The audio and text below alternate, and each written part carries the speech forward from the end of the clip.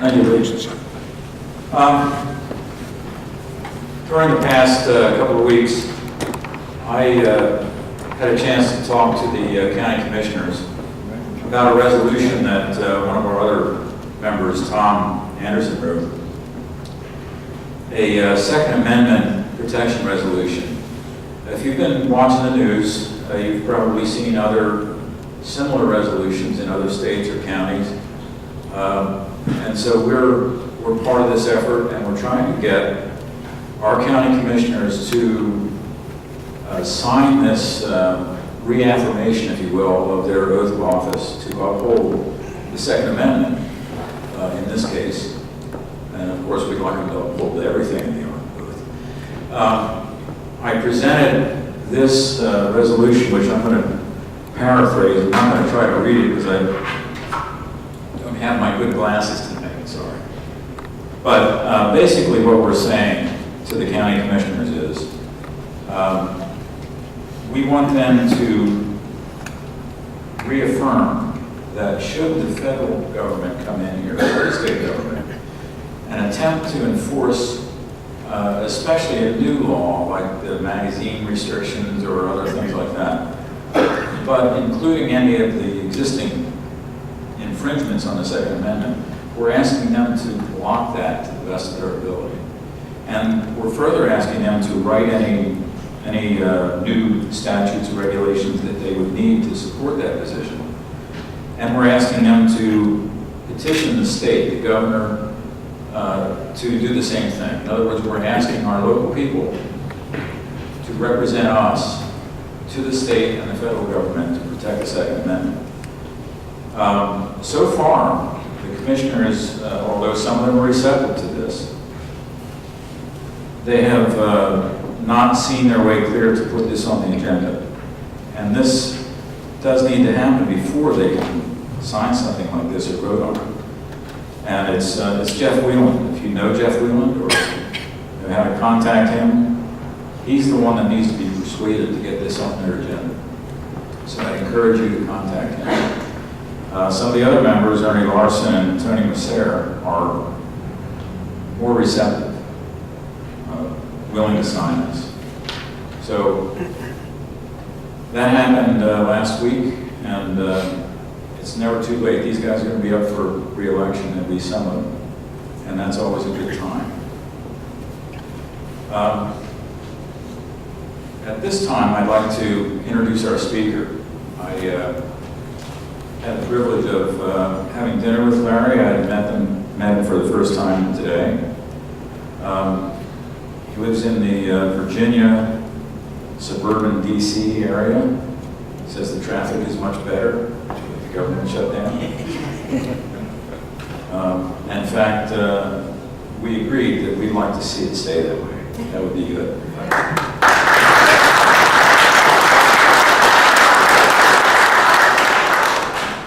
Mr. Pratt is the executive director of the Gun Owners of America, and has been for 30 years, or more than 30 years.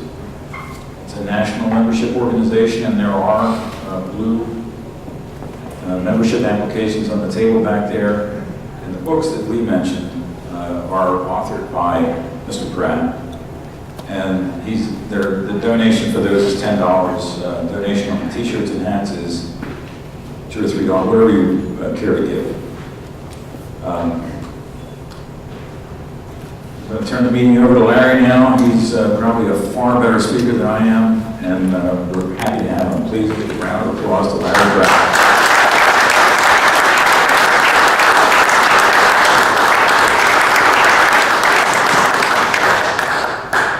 Good evening. Thank you so much for coming out tonight.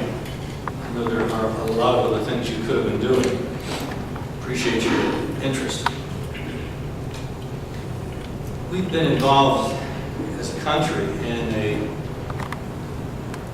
quite a battle over what the future of America is going to be. The jury is still out. It's being fought day by day, minute by minute in the Congress.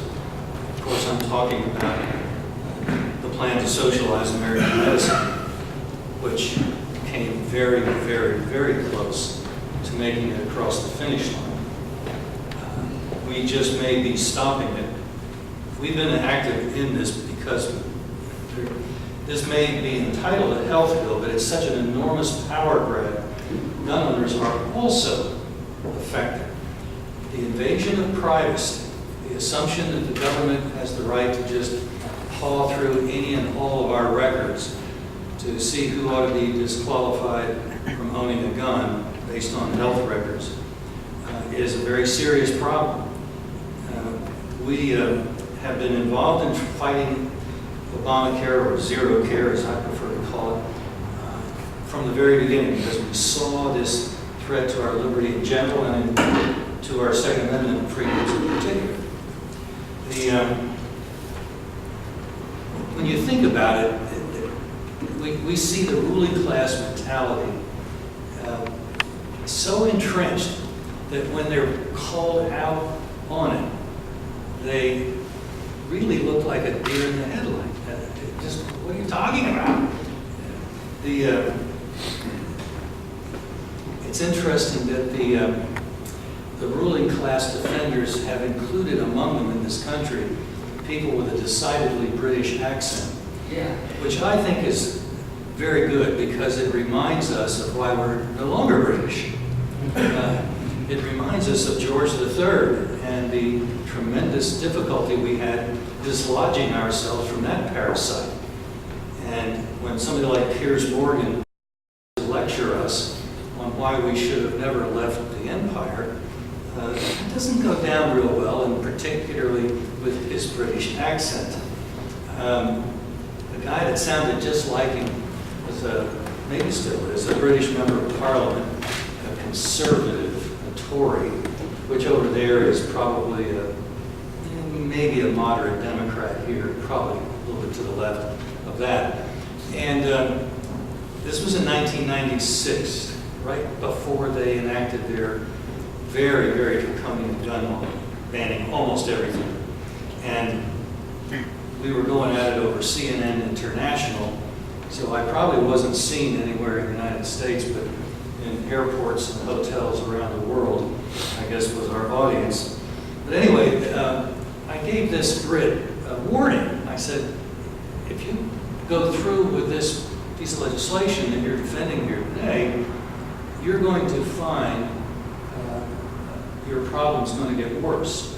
And I told him about Dr. John Lott, his research, and how when you encourage people to go about armed, crime goes down. Violent crime particularly goes down. Criminals get the word. This is not a workplace that's a safe environment.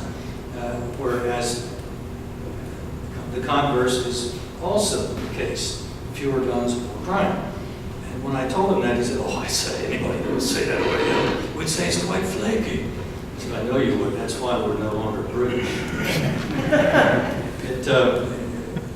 And along comes Piers Morgan, and the same British accent, the same lecturing that we really ought to disarm ourselves. Well, while admittedly they have a very low murder rate, not as low, by the way, as my Fairfax County, Virginia, which is Guns R Us, kind of like right in this area, where it's easy to get a gun and carry a gun and all that. Our murder rate is 1 per 100,000. England's is 1.7. So that's part of the story. The rest of the story is that their violent crime rate puts them at the 4th most violent country in the world. So they have set the table for the criminals. Criminals have come in and stolen the silverware and probably the table as well. So it's not working out. It never does work out. And yet we continue to have to fight these battles because the socialists of the world that want to control everything certainly want to control guns. The idea that we can walk about freely with guns really upsets them. And actually, it was designed to upset people just like that. They're supposed to be concerned about our guns. That's what keeps their hands off our money, off our property, and off our freedom. So we like them being upset. We shouldn't apologize for the fact that they are upset. That's part of the whole idea. Now, have a senator that used to be a conservative. I came up here after Senator Toomey had served in the House of Representatives, and he had a very good voting record and had been very pro-Second Amendment. I came up and campaigned in his effort to get into the United States Senate. Well, I repent of that. I will be up here during his next primary, Lord willing. But I won't be doing the same that I was doing the first time. I'll be trying.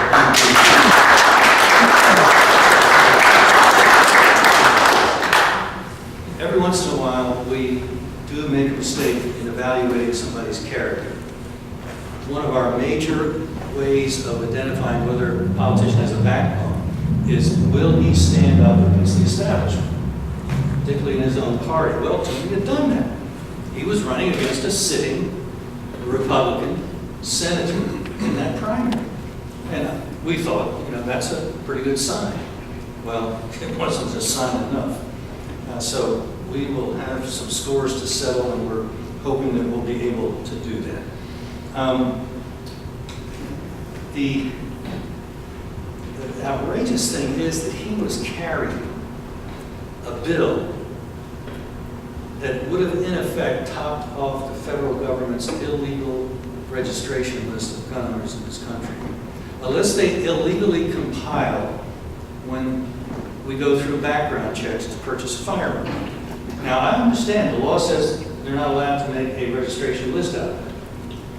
Well, the NSA wasn't allowed to listen in on our phone calls either, and to record all of them. Now, if they will break the law in something like listening to Aunt Susie talk to Sally, do you think they might break the law regarding guns? I think so. And so we're determined that not only are they not going to get something like Toomey through, and happily we were able to stop it, but we want to undo that whole instant background check. It produced 40 prosecutions. I don't even know how many were successful. The last year we had data out of some 11 million background checks processed. It was not a crime-fighting tool. Obviously, it has another purpose. The NSA has made it so that I'm not making this up. We know that the government is that disreputable. They've proven themselves not worthy of our trust. They're the ones that we ought to be doing background checks on, not us.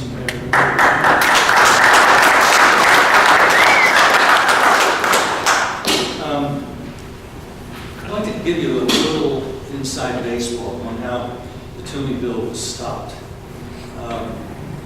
There's two giants in the United States Senate. Senator Mike Lee had a meeting in his conference room toward the end of July, to which he invited 8 other senators, including Senator Cruz, and some 40 folks like me who head up various conservative organizations in Washington, who had been actively involved already opposing zero care for the various reasons that their organizations had objection to. And the meeting, as far as I can tell, was probably unprecedented. Certainly, I hadn't seen one like that while I've been in Washington, and that's been a few years. The senators were lobbying the lobbyists.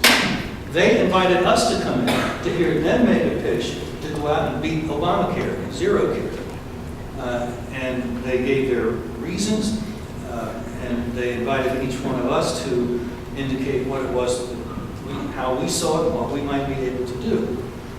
They wanted action, which was another thing that's unusual about a lot of meetings.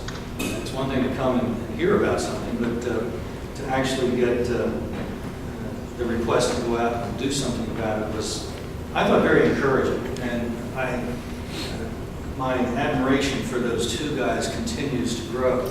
Something that I only learned a couple of weeks ago, and I think you might be interested, is we have Senator Mike Lee to thank for Ted Cruz being a United States Senator. In early 11, Lee had just been elected to the Senate. There was some kind of conservative meeting in Washington. I wasn't told what it was. It was too secret to tell. Anyway, Cruz was there as the Solicitor General of the state, And Lee was taken with Ted Cruz, and on the spot began to lobby him to run for the U.S. Senate. So not only does Senator Lee do a lot in his own right, we also have him to thank for having put the idea in Cruz's head to go and run. And I can't tell you how glad I am that he ended up doing what he's done, because he has begun to change the culture in Washington. As I wish I could remember to give them credit, but somebody in a blog wrote just this week that Ted Cruz, in effect, is the Speaker of the House. He went right, literally, physically, to the House, made a lot of phone calls, and he just took it right away from John Boehner, who was last seen crying in his handkerchief. He's really a sad sack, and I think his days are numbered as Speaker and probably as Congressman. He has been totally humiliated.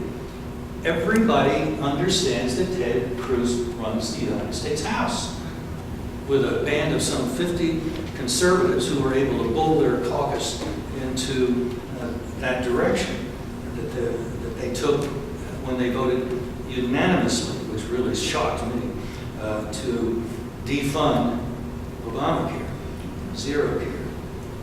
I think we are 50-50 chance of actually pulling this monstrosity down, at least for a year. And as we get used to not having it, and people continue to report how I lost my job, how my hours got shrunk, how I lost my insurance that the president said I would not lose, all of these things, not to mention the threat to gun owners, are going to be more and more evident to more and more people as we have the time to have the debate, have the discussion. It did not occur under the rather conniving fashion that was used to get the bill enacted to begin with.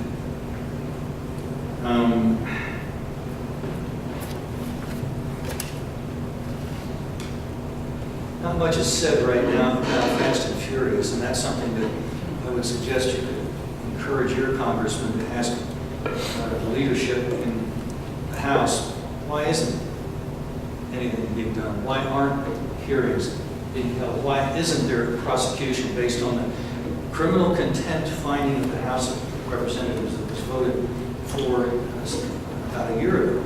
The charge, that became an indictment, and it was presented to the D.C. federal court, where it now reposes anesthetized, not moving, maybe doesn't even have a pulse, I don't know. But that's outrageous, and members of Congress need to stir this up. They need to be poking the court. There's one way to get a court's attention, you know. They do have the purse in Congress for that very reason. So they could say, you either get moving on this, or if you apparently don't want to move on it, we'll just take your money away. And if you want to come to work for free, that'd be fine, but we're not going to pay you. That might get their attention. And it really should, because there's been a monster cover-up of what has happened, what had happened in Fast and Furious. People were being told to put guns into the hands of criminals. And then, of course, what happened in Benghazi was kind of an international version of Fast and Furious. Turns out we were running guns to Al-Qaeda in Syria. How goofy is that? Why we were even involved at all in Syria, where there are no good guys. Just stay at home and let them fight it out themselves. If you're giving guns, make sure you give them to the side that's about to lose so they can keep fighting for a while longer. But to try to pick a favorite over there, that's crazy. The UN treaty's been signed by the president, but as much as I would like to send money to gun owners so we can fight that, that's not going anywhere in the Senate. The senators realize they would be toast if they voted for the UN. If there is one thing that unites, I think, the majority of Americans, is a thorough loathing of the UN. The facilitator of tyrants, the folks that actually assisted in the genocide in Rwanda, these people are so murderous and despicable that we ought to get them out of the United States. At least we can do that and stop paying their salaries.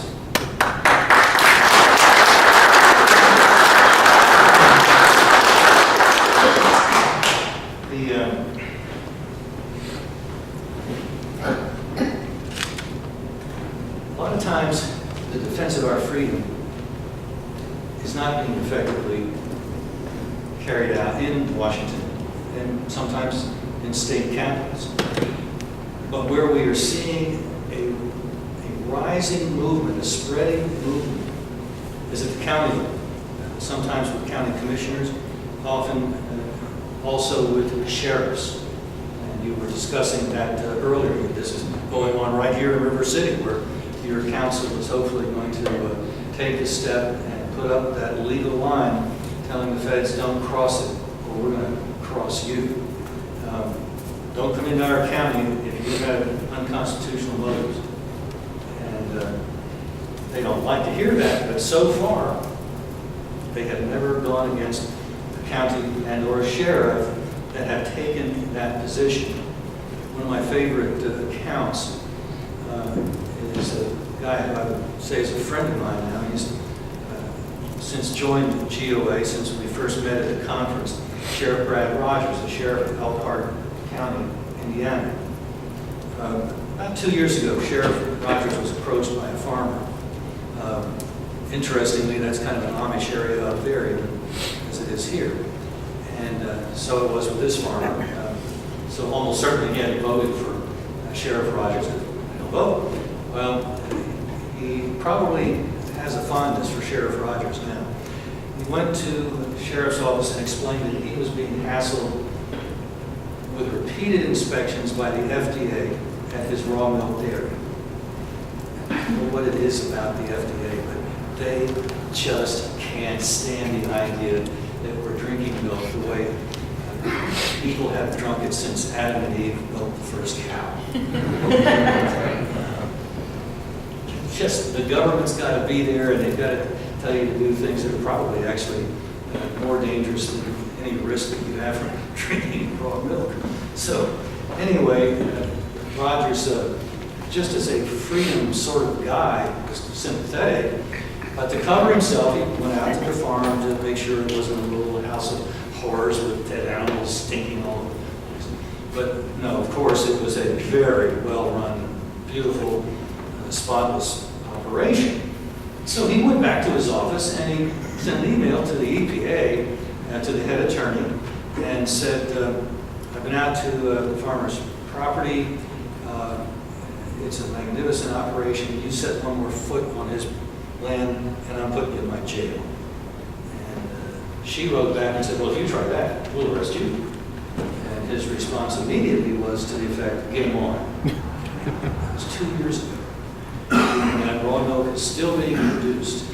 Now, if it hadn't been for Sheriff Rogers and his understanding that foods and drugs are not in Article 1, Section 8, which empowers the federal government to do almost everything it is supposed to do, it could have turned out differently, because around the same time, up in Wisconsin, another farmer producing raw milk had a completely different experience. The sheriff just stood by while the state DNR came in and stole, put him out of business, bankrupt. So a county sheriff is truly an effective bastion for the defense of our liberties, and it really matters who we elect for sheriff, and it really matters if he understands the constitutional obligations he has to interpose himself between out-of-control state and or federal government. He can do it, he should do it.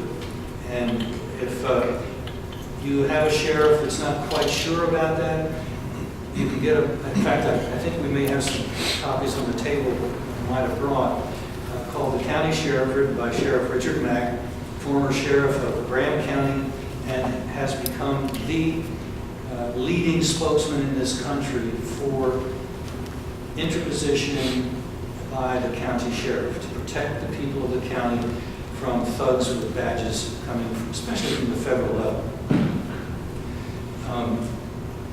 I can tell you about other sheriffs like Brad Rogers.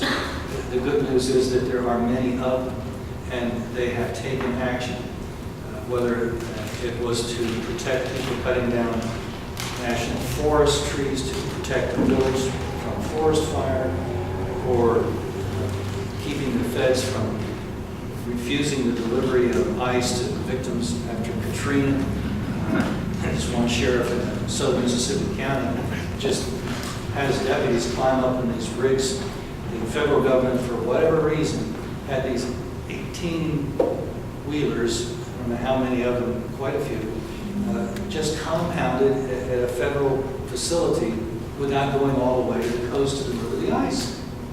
And we couldn't find any explanation for why they were going to do it, why they were doing it, why they weren't going to go the rest of the way. So he said, guys, to his deputies, cover me and the rest of us as they climbed up into the cabs and drove off. If any of them tried to impede us, arrest them. And he's in court right now. The feds took him to court over that. I think he's probably going to win because of Sheriff Mack. Sheriff Mack took the Brady law to court when it still required sheriffs to do a background check. This was before the horror of the instant background check and the ability to keep the national gun registry of everybody buying their gun at the store. And Sheriff Max, he didn't win in overturning the entire Brady law, but he did establish, he did renew life in the 10th Amendment. Which basically says the feds can't tell a state official what to do. It's in other places in the Constitution as well. Not unless there's explicit authority given to the federal government. And again, in food and drugs, no. And then for that matter, police work. The federal government actually has no authority to do police work. That's all at the federal, at the state and the local level. And it's a great unconstitutional presumption for the federal government to have FBI. I can see this protective service of the Secret Service. That's a bodyguard service. I get that. But the rest of it, no. They do not have constitutional authority to act in those areas, let alone to have police authority in those areas. The Department of Education had a SWAT team outside some poor California woman's domicile because she was behind on her college tuition loan. This is nuts. There was a man killed in the county south of me who was accused of being involved in numbers. And a SWAT team, guns drawn, fingers on triggers, approached this guy's house and killed him on the way up. Somebody was a little too eager to play war. It's got to stop. SWAT teams should be made illegal unless there's a life-threatening situation. To serve a warrant for some idiot playing the numbers? Oh, please. About 30 years ago, 35, I was in the state legislature. And I thought it would be a good idea to see what cops' life is like. So I went around with a cop one morning, half a day probably. And at one point, probably around 10 in the morning, we went to this nice suburban house. He knocked on the door. And eventually, the young man, very sleepy, I think he might have even been dragging a blanket, probably asleep on the couch, answered the door. Cop spoke to him briefly and went inside and closed the door. About 10 minutes later, he came back out. The young man was dressed, and he took him in and booked him on a drug charge. What a difference in 35 years. You know, a real cop, acting the way a real cop should, took care of business, and unless you had been really paying attention in the neighborhood, you wouldn't have noticed a thing. No siren, no lights, no nothing. And I didn't even go over it. He said, "You can sit here in the front seat." And he never even had his hand that close to his gun, because he knew this was not likely to be a dangerous situation. I'm sure he was on the alert, but nevertheless, he handled it in such a professional, low-key fashion. That's what real cops still ought to be doing. And happily, the sheriff is one of the places where I think we can right this very dangerous direction that police work is taking in too many jurisdictions, and remind, especially the feds, that you may be from the federal government, but you ain't my boss. And that's a lesson that I think many of them really do need to learn. So I think we're making progress. We've finally seen the Republicans get a backbone in the Congress, and they may actually do some damage to zero care. I'm not sure I expected to ever see anything like that. But it's happening, and we'll see if they have the resolve to stay the course, because they may have to let the government stay at 57% operation, not a shutdown, for several weeks. And that's going to take a lot of bucking up. So you ought to be regularly, please, in contact with your congressional office here in Washington. And if they're doing the right thing, if they're supporting the slowdown, partial shutdown, tell them, attaboy, keep it up, don't look back. We want you to do that.